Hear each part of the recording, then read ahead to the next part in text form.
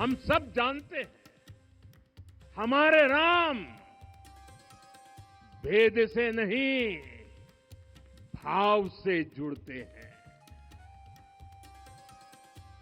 उनके लिए व्यक्ति का कुल नहीं, उसकी भक्ति महत्वपूर्ण है। उन्हें वंश नहीं, मूल्य प्रिय है। उन्हें शक्ति नहीं, सहयोग महान लगता है। आज हम भी उसी भावना से आगे बढ़ रहे हैं कि राम मंदिर का दिव्य प्रांगण भारत के सामूहिक सामर्थ्य की भी चेतना स्थली बन रहा है। यहां सप्त मंदिर बने हैं। यहां माता शबरी का मंदिर बना है, जो जनजातीय समाज के प्रेम भाव और आतिथ्य परंपरा की प्रतिमूर्ति है। यहां निषादराज का मंदिर बना है। ये उस मित्रता का साक्षी है जो साधन नहीं, साध्य को, उसकी भावना को पूजती है। यहां एक ही स्थान पर माता अहिल्या है, महर्षि वाल्मीकि है, महर्षि वशिष्ठ है, महर्षि विश्वामित्र है, महर्षि अगस्त्य है और संत तुलसीदास है। राम सिर्फ एक व्यक्ति नहीं, राम एक मूल्य है, एक मर्यादा है, एक दिशा है। अगर भारत को साल 2047 तक विकसित बनाना है, अगर समाज को सामर्थ्यवान बनाना है, तो हमें अपने भीतर राम को जगाना होगा। हमें अपने भीतर के राम की प्राण प्रतिष्ठा करनी होगी। और इस संकल्प के लिए आज से बेहतर दिन और क्या हो सकता है। साथियों, 25 नवंबर का यह ऐतिहासिक दिन अपनी विरासत पर गर्व का एक और अद्भुत क्षण लेकर आया है। इसकी वजह है धर्म ध्वजा पर अंकित कोविदार वृक्ष। ये कोविदार वृक्ष इस बात का उदाहरण है कि जब हम अपनी जड़ों से कट जाते हैं तो हमारा वैभव इतिहास के पन्नों में दब जाता है। सूर्यवंश की ख्याति,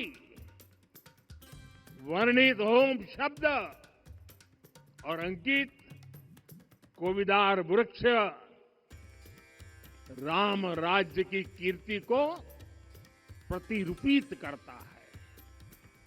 ये ध्वज संकल्प है, ये ध्वज सफलता है, ये ध्वज संघर्ष से सृजन की गाथा है, ये ध्वज सदियों से चले आ रहे स्वप्नों का साकार स्वरूप है। ये ध्वज संतों की साधना और समाज की सहभागिता की सार्थक परिणति है। साथियों, आने वाली सदियों और सहस्त्र शताब्दियों तक ये धर्म ध्वज प्रभु राम के आदर्शों और सिद्धांतों का उद्घोष करेगा। ये धर्म ध्वज आह्वान करेगा, सत्यमेव जयते। आज अयोध्या नगरी भारत की सांस्कृतिक चेतना के एक और उत्कर्ष बिंदु की साक्षी बन रही है।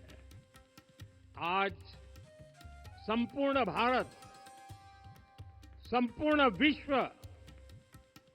राममय है।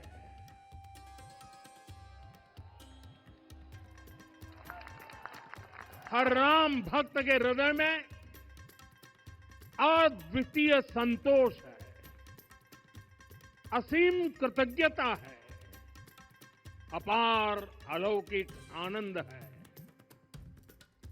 सदियों के घाव भर रहे हैं, सदियों की वेदना आज विराम पा रही है। सदियों का संकल्प आज सिद्धि को प्राप्त हो रहा है। आज उस यज्ञ की पूर्णाहुति है जिसकी अग्नि 500 वर्ष तक प्रज्वलित रही। जो यज्ञ एक पल भी आस्था से डिगा नहीं, एक पल भी विश्वास से टूटा नहीं। आज भगवान श्री राम के गर्भगृह की अनंत ऊर्जा, श्री राम परिवार का दिव्य प्रताप इस धर्म ध्वजा के रूप में इस दिव्यतम भव्यतम मंदिर में प्रतिष्ठापित हुआ है। और साथियों, ये धर्म ध्वजा केवल एक ध्वजा नहीं, ये भारतीय सभ्यता के पुनर्जागरण का ध्वज है। इसका भगवा रंग, इस पर रचित सूर्य वंश की ख्याति, वर्णित ओम शब्द और अंकित कोविदार वृक्ष राम राज्य की कीर्ति को प्रतिरूपित करता है।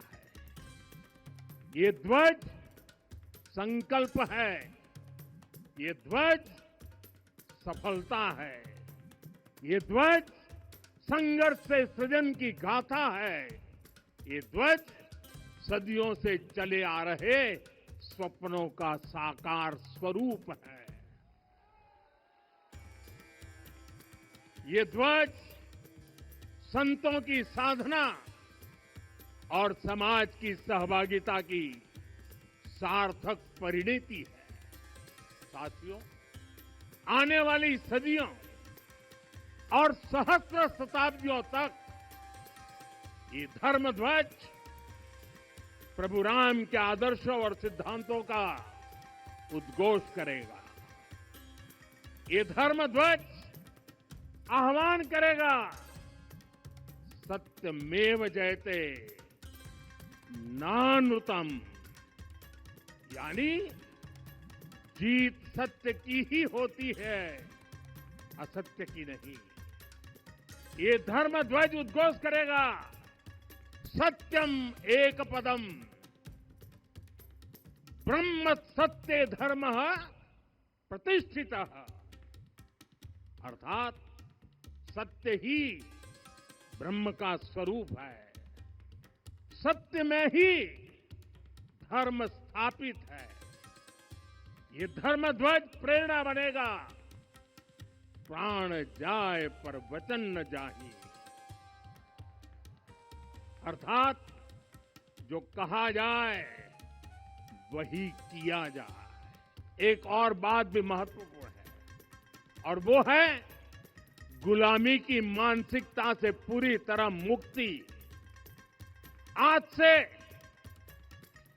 190 साल पहले 190 साल पहले साल 1835 में 1835 में मैकाले नाम के एक अंग्रेज ने भारत को अपनी जड़ों से उखाड़ने के बीज बोए थे।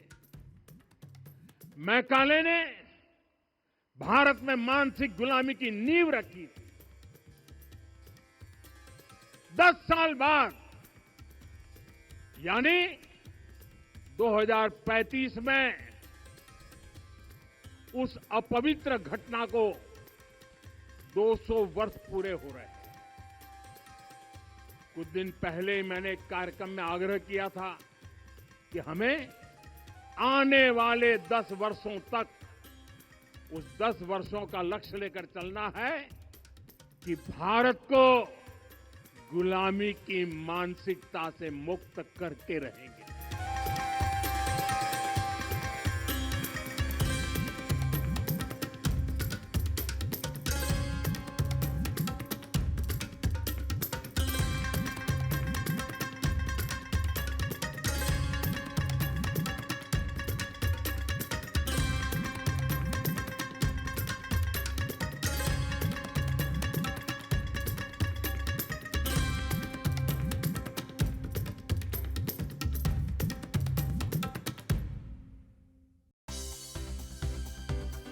For more news and updates, all you need to do is follow CNBC TV 18 on all of our digital platforms.